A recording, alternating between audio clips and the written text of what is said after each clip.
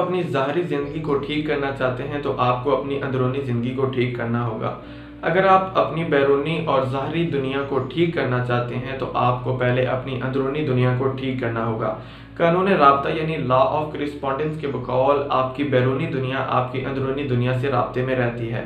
जिस तरह आपकी अंदरूनी दुनिया होगी आपकी बैरूनी दुनिया वैसी ही होगी। आपके ख्यालात आपकी बैरूनी दुनिया बनाते हैं।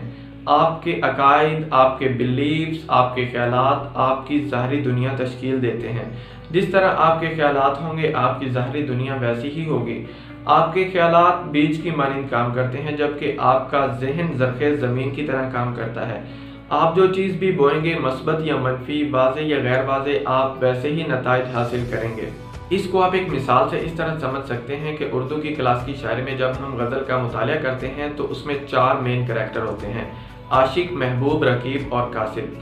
उर्दू की क्लास की शायरी में आशिक हमेशा मजलूम बन के सामने आया है जबकि महबूब हमेशा जालिम और जाबिर बन के सामने आया है। महबूब ने हमेशा जुल्म और सितम के पहाड़ आशिक पर तोड़े हैं। आशिक हमेशा महबूब का मुतलाशी रहा है, महबूब को तलाश करने की कोशिश में मारा मारा फिरता रहता है।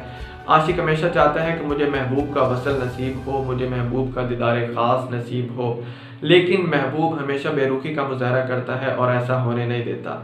आशिक बार बार महबूब के कूचे का चक्कर लगाता है लेकिन काम नहीं बनता। कासिद के ज़रिए भी आशिक को खरी खरी सुनना पड़ती हैं जबकि रकीब जल्दी पर तेल डालने का सा काम करता है। रकीब महबूब को भड़काता है आशिक के खिलाफ और महबूब मज़ीद बरहम हो जाता है और आशिक पर टूट पड़ता है। आशिक की हालत बहुत ख़राब हो जाती है। मज़ीद बरहम ज़माना भी आशिक को माफ़ नहीं करता और उसे बुरे बुरे अलकाबात से याद किया जाता है।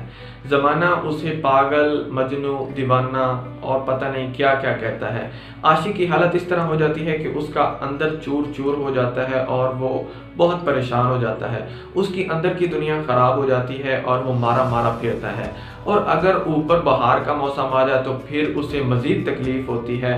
चूँकि बहार के मौसम में हर तरफ खुशहाली होती है, हर तरफ हरियाली होती है, हरे भरे खेत होते हैं, हरे भरे दरख्त होते हैं, हर तरफ परिंदे चहचहा रहे होते हैं, लोग खुशनुमा नज़र आ रहे होते हैं, मौसम बड़ा सुहाना होता है।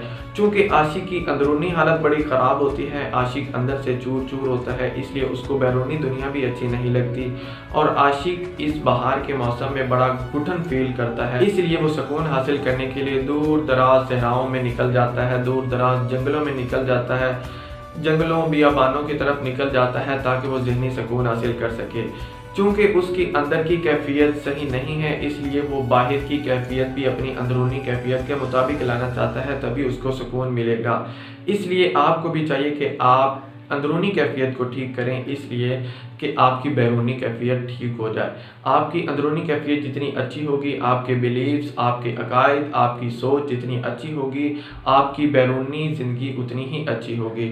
आप अपने बारे में जो सोचेंगे आपके एक्शंस वैसे ही होंगे। आप अपने बारे में जो अकायद रखेंगे आपके एक्शन से ये साफ ज़ाहिर होगा कि आपके अच्छे अकायद हैं। अगर आप अपने आप से कहते हैं कि मैं बहुत कॉन्फिडेंट हूँ तो यकीनन आपके आमाल से ये जाहिर होगा कि वाकई आप कॉन्फिडेंट हैं। आपके ख्यालात दुनिया की ताकतवर तरीन चीज़ हैं और ये चीज़ों की तख्लीक का बायस बनते हैं। जो भी आप सोचते हैं वैसी ही ज़िंदगी में आप तख्लीक करते हैं। जो भी आप सोचते हैं आप वैसे ही आमाल पाते हैं। ऐसा नहीं हो सकता कि आप सोचें और चीज़ जबकि करें और चीज़। जैसा आप सोचेंगे, जैसे आपके अकायद होंगे, जैसा आप बिलीव करेंगे आप वैसा ही करेंगे।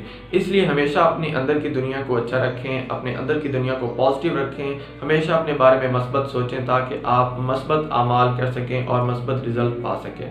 Thank you.